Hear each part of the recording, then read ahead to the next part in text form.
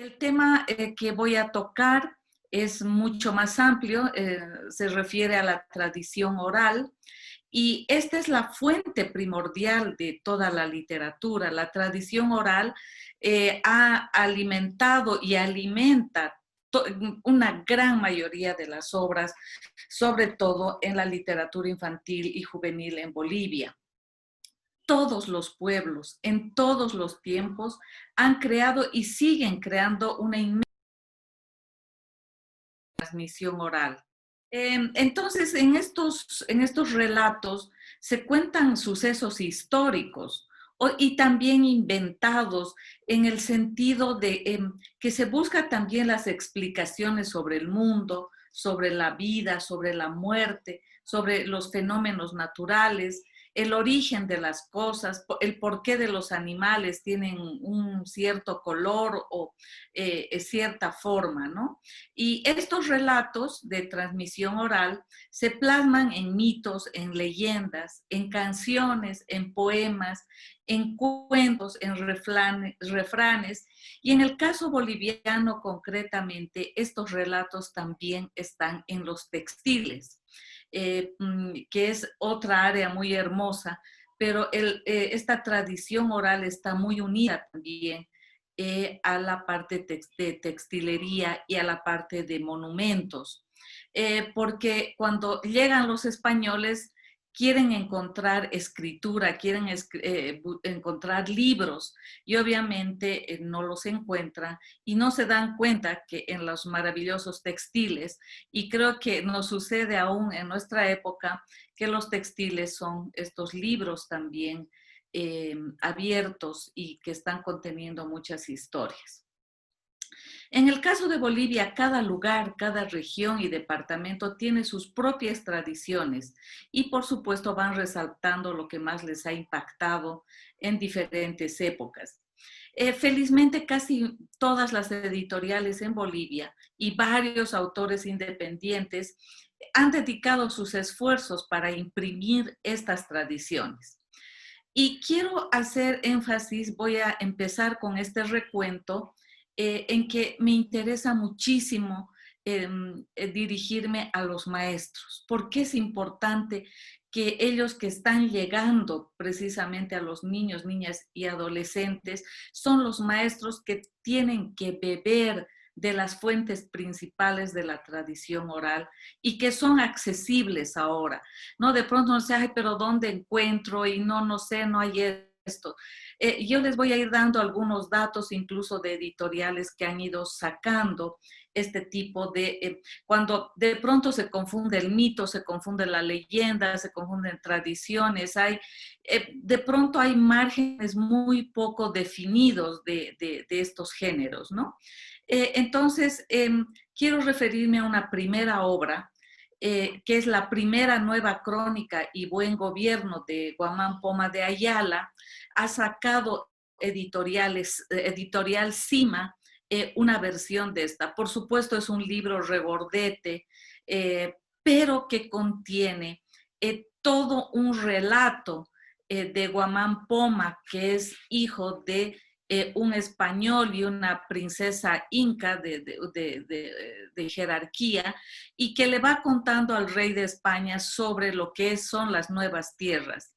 Estos relatos, esta crónica realmente va acompañada de dibujos que nos permiten tener una claridad de lo que fue, lo más cercano a lo que fue el imperio incaico, que de pronto no es lo más, digamos, en este caso, lo que más se conoce, pero nos permite tener una fuente primordial de esto. Este libro, que ustedes dirán, ¿cómo se consigue? Está en venta en Ediciones Cima, creo que es la calle Juan de la Riva, y accesible plenamente a nuestros profes. Hay otro libro que es muy importante y de pronto no está con ese título, Dioses y Hombres de Huarochirí, que escribe Francisco de Ávila, que es un cura tiene como tarea extirpar las idolatrías en el Nuevo Mundo, ¿no? Decir, bueno, como viene la iglesia y dice, estos indios, que están con ídolos y es esta... tenemos que cambiar y hemos venido a catequizar al Nuevo Mundo y empieza a recuperar todo lo que son estos cuentos de mitos y leyendas, y a estas alturas de la vida es como si hubiese revertido su propio objetivo. Esto era evidentemente sirvió para romper, digamos, la religiosidad indígena, pero a estas alturas es uno de los documentos que más fielmente también recoge esta religiosidad, estas creencias muy importantes. Parte de estos relatos maravillosos están en leyendas, cuentos y mitos de los quechuas que escribe Jesús Lara y que es de la editorial Amigos del Libro. Probablemente no habrá una cantidad grande, pero también es accesible. Estos maravillosos relatos, parte de estos obviamente están en este libro. Luego tenemos otra que es ya un poco más contemporánea, que se llama Hacia un orden andino de las cosas, que escribe Denise Arnold y Juan de Dios y Apita, que lamentablemente hace poquito ha fallecido, y que editó una editorial un poco antigua, que ya lamentablemente no existe, que es Isbol, pero que nos permite tener igual una cantidad de mitos, tradiciones, leyendas del área andina, muy importante para nosotros, realmente. Por eso les digo, estas son como casi yo diría las Biblias que tendríamos que leer a las personas que quieren trabajar el mito, la leyenda, realmente con buenas bases, ¿no? En el caso de Potosí, que realmente ha inspirado tanto, que es una... Potosí realmente Potosí ha cambiado la historia de la humanidad, ¿no es cierto? A partir del descubrimiento de Potosí, se ha creado incluso una nueva etapa, da lugar a la edad industrial, a la etapa industrial y todo eso por toda la riqueza que genera. Y hay dos libros que me parecen muy importantes para poder también acercarnos a esta temática tan importante, que son Crónicas Potosinas de Modesto Miste, que logra recoger diversas leyendas, fundamentalmente leyendas de lo que se contaba de esa época. Esto es accesible, esto se puede encontrar aún en librerías, sobre todo viendo la editorial La Juventud, y otras que han podido rescatar este trabajo. Y hay una cosa muchísimo más nueva, que es Historia y Leyenda de la Villa Imperial de Potosí, que está escrita por Bartolomé Arzán Zorzúa y Vela, que ha editado Plural. Obviamente esta obra es monumental, en su versión original tiene 3 tomos enormes, pero esta versión que logra sacar Plural es realmente muy interesante, y yo les aseguro que van a tener una fuente muy importante para contar sobre lo que fue Potosí, porque de pronto nos vamos buscando, los maestros dicen, pero ¿y dónde encontramos o qué vemos? Estas son las fuentes primarias que debieran beberse, ¿no es cierto? Hay un trabajo magistral en el área oriental. Son 5 tomos que se llama El Gran Fumar, que son mitos guaraníes. Esta obra fue editada por Apcock, por Jürgen Richter, que fue un antropólogo alemán que dedicó todo su trabajo a una recolección maravillosa de los mitos guaraníes del mundo guaraní y en realidad de los pueblos indígenas asentados en Santa Cruz, como son ayoreos, chiquitanos y guaraníes. Y por otra parte, al inicio de su trabajo también hay un libro que es Mitología de los Chimanes, que están ya en el área del Beni, pero que igual es de una magia impresionante. Los que trabajamos en esto realmente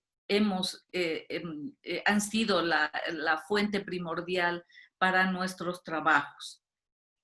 Y otra obra monumental realmente accesible, en el caso de La Paz, tenemos así en nuestro camino prácticamente una colección de 10 tomos de mitos, cuentos y leyendas de la tradición oral boliviana de Luz y Gemio, que está en la carrera de literatura, es parte de un proyecto de la carrera de literatura y del Instituto de Estudios Bolivianos. Realmente constituye, yo creo, un trabajo, ¿no? Impresionante. Pueden ir y consultar, se la puede leer en la Casa Montes, todos estos libros en la biblioteca que está absolutamente abierta, y también de la misma autora Senderos y Mojones, de Luz y Gemio, del mismo instituto, y realmente ustedes podrán encontrar de todos los lugares de Bolivia, absolutamente de todos los lugares de Bolivia. Creo que estos títulos que les estoy dando es primordial, como decía Isabel, los maestros tenemos que leer, tenemos que tener una amplitud de conocimientos para lograr transmitir también esta pasión por la lectura, por cosas que se han escrito hace tantos años, hace 300 años, hace 100 años, pero que cobran una vigencia y que están en permanente actualidad en nuestro caso. Y estos libros que he recomendado no son para niños, son para los maestros. Y ahora empiezo un poquito con recomendaciones sobre el tema de la tradición oral para los más pequeños, pienso yo desde los 6 años. Indudablemente, la serie, la saga de Uma de Mariana Ruiz, que tiene 8 libros, recoge parte de los mitos, parte de leyendas y las incorpora con una gran fantasía para conocer además el territorio boliviano. Yo creo que el personaje de Uma es muy querido, muy conocido y felizmente está en muchos colegios y en muchos lugares de Bolivia. Creo que ese es el primer acercamiento, la primera probadita para los niños en este género. Para niños y niñas desde los 10 años, hay un poco también esta recolección de mitología que está en El espejo de los sueños de Isabel Mesa. Hay una colección maravillosa de mitos y leyendas cruceños que están donde están varios autores y que se ha sacado con el apoyo del gobierno departamental de Santa Cruz. Yo creo que esta colección en el caso cruceño es de un trabajo excepcional porque logra recoger de todas las provincias cruceñas esto y es accesible, incluso ha sido donado gratuitamente en muchos lugares. La biblioteca principal en la ciudad de Santa Cruz los tiene y además se han quedado en lugares accesibles en el departamento. Creo que realmente es de una calidad y de contenido fundamentalmente muy importante, aunque obviamente en su propuesta material no es una cosa digamos, de tapa dura ni cosas, es muy liviano porque creo que era el objetivo eso, el de llegar a la mayor cantidad de personas. Luego están 3 obras, y bueno, algunas más, pero fundamentalmente 3 obras de Manuel Vargas, que también se dedica a este acercamiento y recuperación de lo que es la tradición oral en 12 cuentos recontados, El reino de los animales, Cómo se formó el mundo, que Editorial 3600 ha logrado impulsar. Creo que realmente estas nuevas versiones más trabajadas, más adaptadas a un público infantil son muy importantes. Luego está la colección de mitología indígena de Bolivia, de la cual soy autora y que tiene 7 libros, ¿no? El agente del agua es el mito Uru, Los caprichos del sol y la luna, mito guaraní, Yashi el cazador, mito sirionó, Dojiti Misha el chimán, el sol glotón, mito guenayec, la abuela grillo, mito ayoreo, los hijos del sol, mito inca. Debo decir que realmente esta enorme pasión de hace 20 y pico años de acercarme a la mitología me permitió fundamentalmente un acercamiento personal a los pueblos indígenas de donde han nacido estos mitos. Veo lamentablemente que hay muchas confusiones respecto al mito. El mito yo creo que es uno de los géneros más interesantes, más profundos, más complejos también, porque retratan el alma de un pueblo, ¿no? Porque nos permiten conocer sus dioses, nos permiten acercarnos a la identidad más profunda, además con una magia impresionante. Creo que uno de los libros más conocidos es el de la abuela Grillo, porque tiene su versión también en dibujos animados y esto también es bien interesante cómo el proceso, cómo este proceso ha seguido de nacer de una tradición oral del pueblo ayoreo, que tiene, por cierto, una enorme cantidad de mitos, ha pasado a un formato libro y luego en el que he realizado una adaptación literaria también para niños, porque obviamente el mito es un género muy fuerte, porque es un género que está recogiendo transformaciones de la tierra, transformaciones del ser humano, la creación del ser humano, y que tiene muchas versiones, ¿no? Entonces hay cosas muy fuertes que, digamos, no es que les haya bajado yo, porque no tengo esa potestad de bajar o quitar cosas, pero sí bajar intensidades, ¿no es cierto? Para que puedan ser también leídas por los niños, pero además creo que es lo más fundamental, es lograr una magia que no se encuentra de otra forma, es una magia muy importante. Los mitos son la Biblia de los pueblos indígenas, ¿no? Entonces, contiene cosas extraordinarias.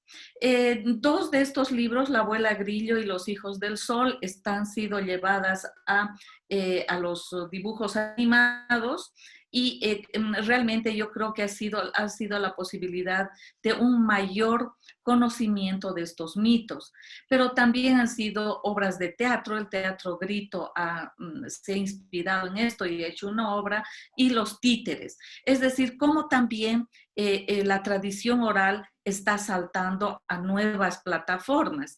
La abuela Grillo también tiene un videojuego muy simpático realmente, y me asombra porque como bien se decía, esta emoción que causa este personaje, estas nuevas versiones en el video y todo eso, hacen que los jóvenes, los niños, puedan ir transformando este contenido poniendo en otras plataformas.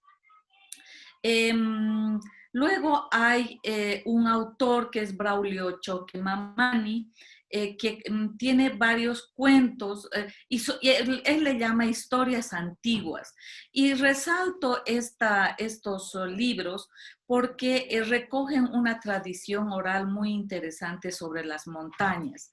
Las montañas que habitualmente los niños ven montaña. En andino, sobre todo, tiene una importancia vital. Son estos achachilas, son estos protectores que nos están rodeando siempre, sobre todo en los Andes.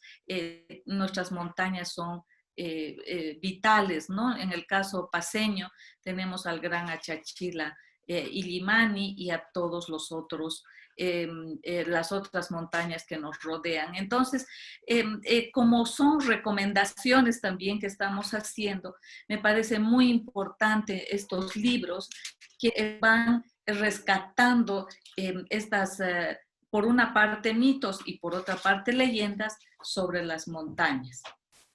Ya entrando para los adolescentes y jóvenes, por supuesto hay una obra fundamental que es Las mejores tradiciones y leyendas de Bolivia de Antonio Paredes Candia. Antonio Paredes Candia se dedicó realmente a hacer una recopilación de, yo diría, prácticamente los 9 departamentos de Bolivia y ha sacado en varias versiones y en varios libros. Lamentablemente creo que no se están reeditando, pero con seguridad que ustedes pueden encontrar en los libros usados. Yo creo que hay muchísimos libros de esto. Les comentaba el otro libro, la otra obra de mitos, leyendas y cuentos de los quechuas de Jesús Lara. Angelina, no sé si podrías por favor poner Dioses y Hombres de Huarochirí, en que realmente, como les decía, ahí está. Aunque es la versión original, que es una editorial peruana del Instituto IEP, del Instituto de Estudios Peruanos, que tiene esta versión, Jesús Lara nos permite este acercamiento, cuando realmente esas épocas en que Jesús Lara trabaja este libro, se conocía tan poco de esta trascendental obra, ¿no? Entonces yo recomiendo, porque es una versión asequible para jóvenes y adolescentes. Seguimos con Tradiciones y Leyendas de Antonio Paredes Candia, que son 3 tomos pequeños que él saca con su editorial Isla, que igualmente son accesibles. Y del mismo autor, una leyenda muy conocida, el Sambo Salvito, que no la recomiendo, pero la saco a colación porque es uno de los libros, una de las obras que más se leen y que se ponen como obras de teatro, está también en títeres, pero que lamentablemente es de las poquísimas obras que se refieren a la presencia de los afrodescendientes en nuestro territorio, pero con una versión absolutamente negativa, ¿no es cierto? Porque el Sambo Salvito es este personaje que roba, que mata, que finalmente pues al cual le condena. Efectivamente sucedió, es un hecho real, pero que cobró tal importancia que se llegó de esta tradición oral a plasmarse en esta leyenda del Sambo Salvito. Como les digo, no lo recomiendo, pero sí lo pongo porque es una obra que se conoce mucho y con la cual realmente los propios afrodescendientes no están de acuerdo con esta única obra, bueno, no ahora felizmente no única, pero que digamos no tiene una visión positiva de los afrobolivianos. Luego otro de los, en el sector de Sucre, de Chuquisaca, mi tierra, hay el proyecto ASUR, que son los antropólogos del sur, el proyecto de los textiles que dirige Verónica Cereceda y que ha sacado varios libros con narraciones orales sobre animales y productos de la región Jalca. Para Sucre realmente es absolutamente accesible estos cuentos, estas leyendas realmente maravillosas que Verónica y su equipo ha logrado rescatar y que están disponibles para todos, ¿no? Luego hay una obra que me parece muy importante, lo que es la mitología, ya para adolescentes, que es la mitología sirio-no de Germán Coimbra. Eh, es una obra de las pocas obras que rescata en esa época, es creo que el libro es de los años 80 y pico, donde está por primera vez también, se registra se habla sobre los sirio-no desde el punto de vista mitológico. Ya digamos, en la parte más contemporánea, tenemos, por ejemplo, una leyenda, siempre hemos hablado de los duendes, este personaje que está tan presente en muchísimas regiones y que es una leyenda, son muchas leyendas que se cuentan sobre el duende, es Bárbara Antelo, autora cruceña, la que va recolectando y tiene ya 2 obras con este personaje. Villú Suárez, también cruceña, tiene un libro que es Cuentos con Corazón Guaraní, donde están también varias leyendas guaraníes interesantes. También uno de los personajes bolivianos muy importante. Siguiendo esta cuestión de las leyendas, de las tradiciones más importantes, quiero traer a colación a 2 autores que me parecen fundamentales a la hora de recuperar desde los pueblos indígenas. Una es Elvira Espejo, que por una parte ella empieza su gran carrera, yo diría, literaria, cuando ella, a partir de todos los recuerdos que tiene de niña, logra que UNICEF recolecte estas tradiciones, estas leyendas de su pueblo y la mandan a Premio Casa de las Américas y saca el premio.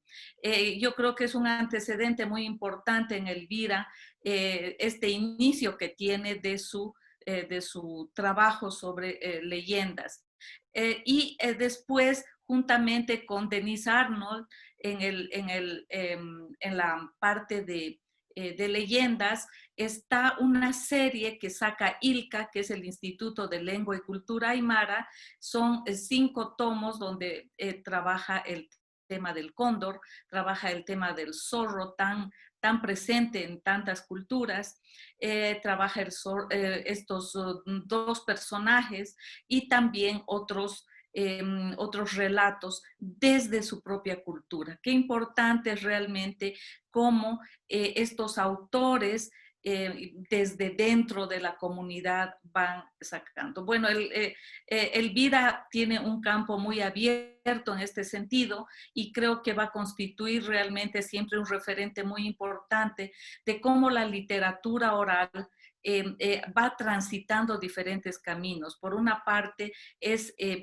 está recopilada, digamos, trabajada por otros autores y que vamos dándole el toque personal, ¿no es cierto?, a esto. Pero por otra parte, el nacimiento, el ir sacando estas nuevas propuestas. Otra obra que lamentablemente ha salido en una versión muy, muy pequeña y que yo espero realmente que se pueda hacer una edición, no sé, convoco a 3.600 a la hoguera, es la obra de Jobí Verde Azul de Elio Ortiz.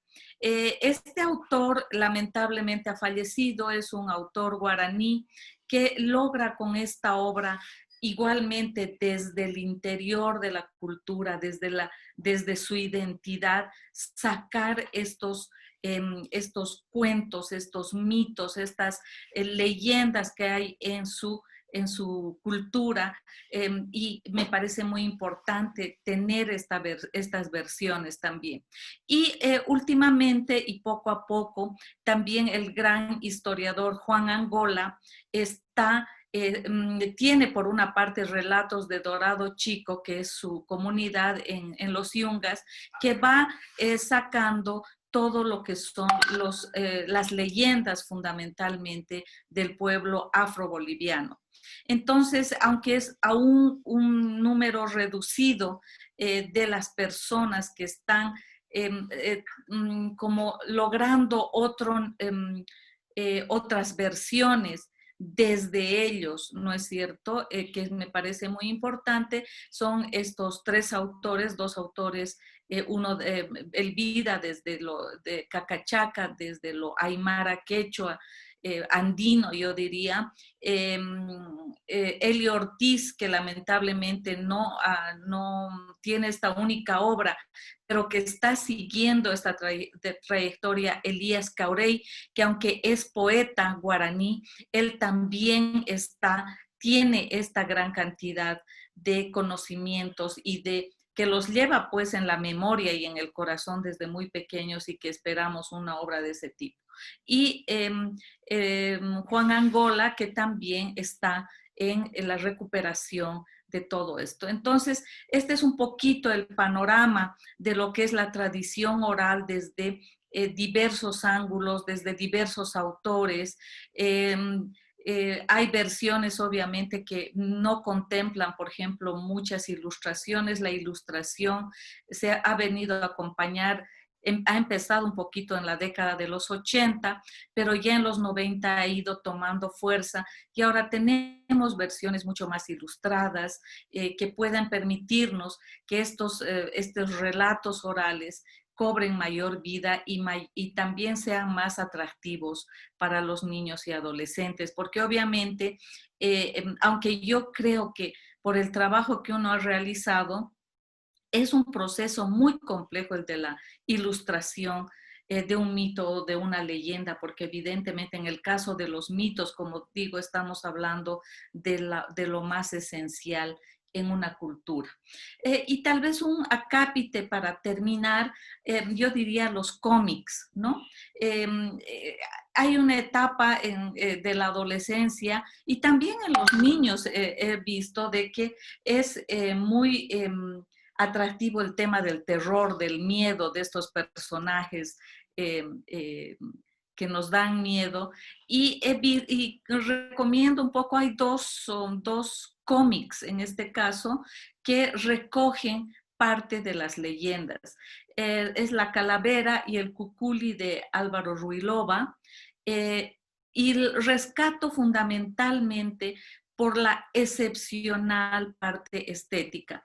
Álvaro Ruilova es un ilustrador realista impresionante, realmente logra un trabajo de la figura humana extraordinario y él también creo que tiene un apego muy especial a lo que son los temas de espanto, de terror y de todo esto y logra realmente unos personajes impresionantes a través de su ilustración. Entonces, el cómic también está recogiendo en este caso, en el caso de Bolivia, algunas leyendas. También, lamentablemente, hay un cómic de Sambo Salvito que no lo recomiendo. Pero, digamos, el cómic como un formato también tan requerido en este caso por los jóvenes. Entonces, ese es un poquito el panorama de la tradición oral, que hay muchísimo. Me olvidaba, perdón, como con este corte quería hablar también de dos autores, que es Eliseo Bilbao Ayaviri, que tiene un libro sobre leyendas, que también recoge leyendas fundamentalmente del área de Potosí y andinas. Y otro autor es René Aguilera, que tiene leyendas, cuentos y tradiciones en Tarija. Entonces, como verán, siempre vamos a encontrar leyendas y mitos en todos los lugares, en todos los departamentos, en muchos autores. También hay un caso específico con la pastoral católica, en el caso del Beni, que ha logrado recoger también varias leyendas y algún mito de los mojeños. Entonces está para trabajar este tema todavía, porque creo que es de un panorama muy amplio, muy profundo. Creo que siempre hablamos de la gran riqueza literaria de Bolivia, que está basada en esta tradición oral.